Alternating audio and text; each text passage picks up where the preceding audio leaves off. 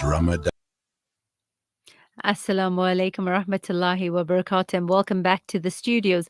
Our next guest is Islamic Relief South Africa's uh, national events and volunteer coordinator, Zaheer Rajah. I think his name is very well known around the Gauteng area. Zaheer, I always say you are the one person who's managed to get the biggest youth membership and volunteer database under control, where kids actually look so forward to being a part of an organization and giving back.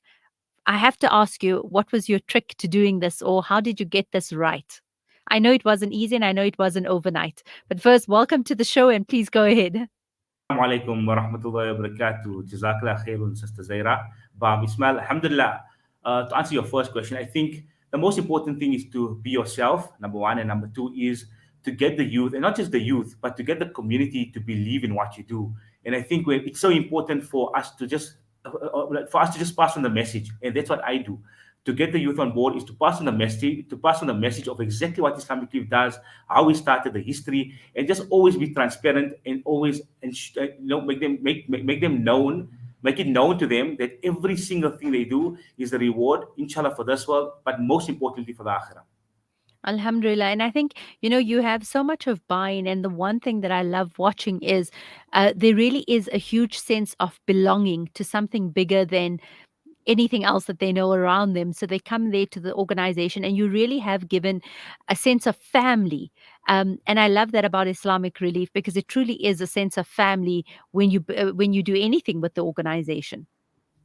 That's it. So Islamic Leaf started off with volunteers. So Dr. Hani Al-Banna, who's our founder, alhamdulillah, he himself was a volunteer. And when he came to Sudan, they saw the famine and they took it back. And it started off with volunteers. The first donation we got was from a 9-year-old. So alhamdulillah, I think Islamic Leaf's backbone is volunteers. We cannot do or have an impact, not just nationally, but globally without the assistance of our volunteers, alhamdulillah. And I think it's so important for us to tap into the youth, because the youth are our future leaders. And that's exactly what we strive for, is to take the youth, make them believe in our values, in our mission. And alhamdulillah, to date, our database is growing and growing and growing, because we do call ourselves one family in South Africa and globally, alhamdulillah. Alhamdulillah. So here, I know it is a global organization. You have a number of families around the world. Tell me specifically regarding Islamic Relief South Africa, with regards to ensuring that zakah is donated. How are you making sure this gets done, and why should people actually donate to Islamic Relief? Alhamdulillah, so we all know as Muslims, zakah is fard upon every single one of us.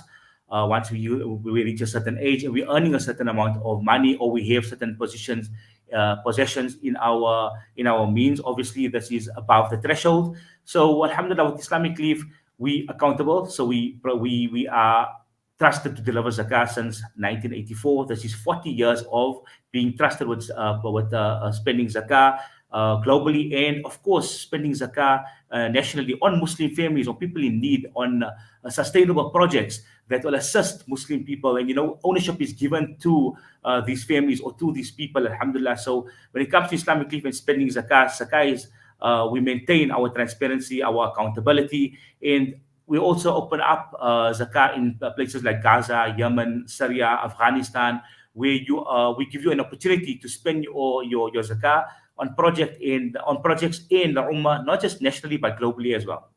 Fantastic. I want to just touch on something that you said now, because what I love about it is it's not just handouts, there's also a lot of sustainability and skills development in your projects as well.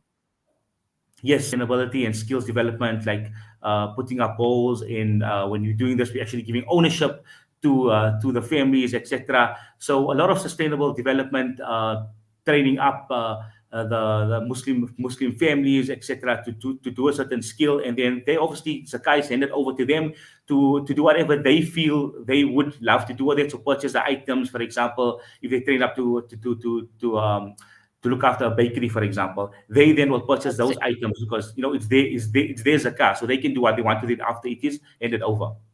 And that's amazing because that really gives ownership to projects as well. Zaid, for many people, especially the youth coming up, many people feel that, you know what, I may not even know where to start. How do I even find out what I'm supposed to pay? I don't even understand this concept of where I start with my zakah. I know that you've got a toolkit available. Tell us a little bit about that. Alhamdulillah. So we've got our toolkit available online. It is a car calculator. It will distinguish between, well, it gives you an option to fill in all your assets, your liabilities.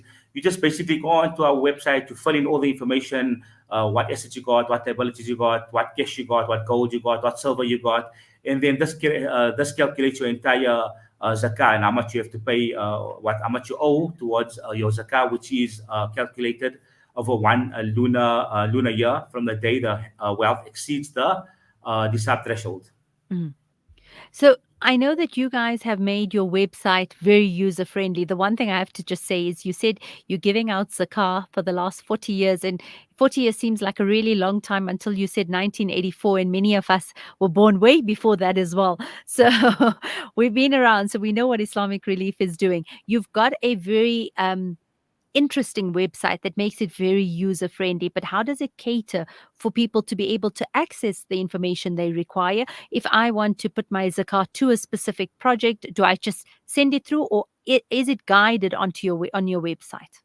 So everything is guided on our website. So all our projects, whatever you need to know, you can just visit our website. It will tell you our local projects, our global projects, how to get involved with volunteering. So our website, Alhamdulillah, is very user friendly. You just log onto our website www.islamic-relief.org.za, and Alhamdulillah, it will tell you all the different projects that we are busy with, our sustainable projects, what we're doing in places like Gaza at the moment, what we're doing in Yemen, in Afghanistan, in Syria, and locally as well. So I know you've got a very strong local footprint, and I think, in terms of the amount of projects that are being done locally. But you just brought up right now in terms of Gaza as well, and the work that is being done in Gaza and in Yemen. Zahir, I know that Islamic Relief has been there, has always been working on the ground, and for me, that's something important because.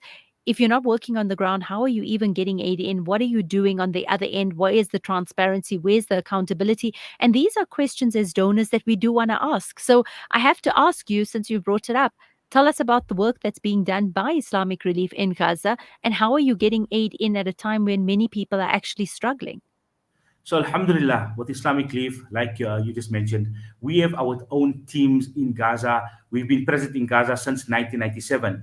And Alhamdulillah, to date, Islamic Relief has spent over 165 million in Gaza. That is 1.5 Alhamdulillah. million rand a day. Alhamdulillah, this is giving out fresh food, vegetables, vegetable soup to 300,000 families currently. Alhamdulillah. So if we go back, Islamic Relief in Gaza is, so we basically purchase from the area of conflict. So we basically boost the economy there.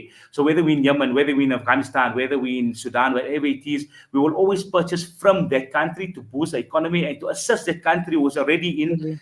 in a crisis. So in the West Bank, there are items still available, like fresh vegetables, whatever it is, at a very, very, very high price. But like, for example, an apple costs $8, which is about 160 rand. But we Sure. have to do what we have to do to feed those who are in the crisis after the escalations happened on the 7th October. So to take that number, 300,000 people are fed daily in Gaza by Islamic Relief. Alhamdulillah. And this, for me, firstly puts tears in my eyes and, gives me the shivers to say there's 300,000, more than that, way more than that, that are Mm. displaced.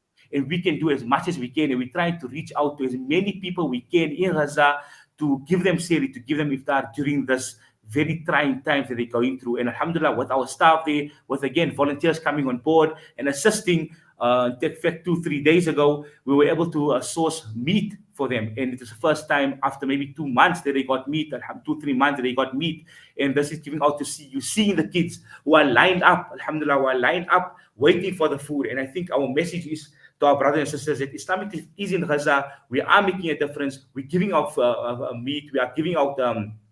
Vegetable soup every single day. We've given out mattresses, blankets, and we're giving out things that we sometimes take for granted, and they are waiting for it. They are waiting for this year. And we watched the videos. There was a little child who was crying, and he was saying, Wallah, he's scared, but he'll never leave this place. He'll never leave this place because this is Gaza, this is their land. And I think we learn from our brothers and sisters, and not just our brothers and sisters, but the little kids. The faith and the iman that they have. Imagine this was in another country. I always say that there'll be so much chaos, but it's in a country where there's the iman is so strong, the faith is so strong, alhamdulillah, and it gives us a sense of the way it goes back to the hadith that the ummah is like one body, and it truly Mm. is. We see it within ourselves how we feel when we're seeing the videos, or we're getting the not stories, we're getting the reality of what's happening there. Feedback. I'm not going to call it stories. I'm going to say feedback from our officers in Gaza.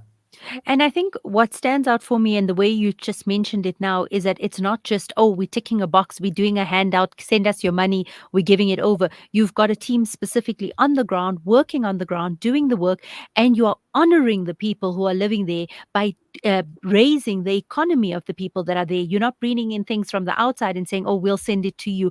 You literally, by putting money in and buying it there, even though it's so expensive, you're literally trying to rebuild structures around you at the same time as doing relief aid. So I think that is commendable on the part of Islamic Relief.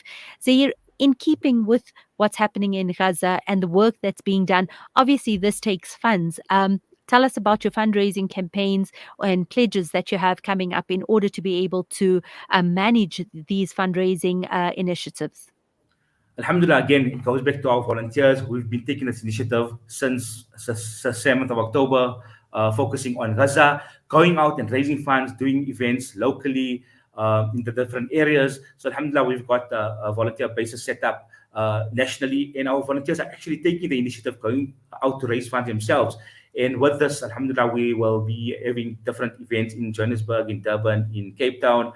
You'll see us all, the Team Blue, popping up wherever it may be. Drop your money off, your zakah, your lillah, your sadaqah, whatever it is, whether it's a 10 rand, whether it's a 50 rand, a 100 rand, a 200, whatever it is that you can within your means, drop it off, because it's going to help the little kid who's crying for help, who's crying for a ceasefire, who's crying to see his parents, who's crying to see, who's crying to just see a normal world. So if you see Team Blue around in Johannesburg, in Lens, wherever it may be, in Newcastle, in Mitchell Spain, in Panorama, wherever it may be, drop that money off.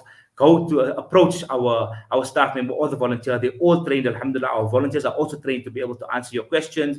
So please approach them and just give whatever it is that you can give. We're also having our pledge, inshallah, on Hilal TV on the 6th of April from 9:30 to 12. So please tune in, and you will learn more about what we're doing in Gaza, how we're assisting, how we have been assisting since 1997, the sustainable projects that we have put up, which of course now is no longer there. But alhamdulillah, we continue to support our brothers, our sisters, and the little kids in Gaza who are displaced, and the situation is getting worse and worse and worse. But Islamic Relief is there. We continue to call for a ceasefire, and that inshallah we make dua that a ceasefire happens very soon, and that we're able to start doing more for our brothers and sisters.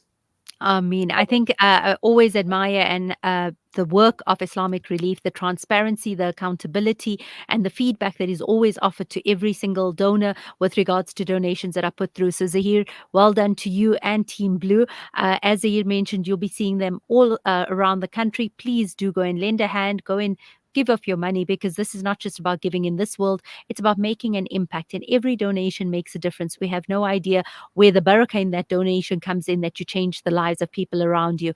Islamic Relief, as Zahir mentioned, will be hosting their live pledge for Gaza on Saturday, the 6th of April. On Hilal TV from 9:30 p.m. to 12:30 a.m. Do join them. Jazakallah, Zahir, for joining us on air today. We'll be taking a short break and then we'll be continuing with our interviews. Shukran.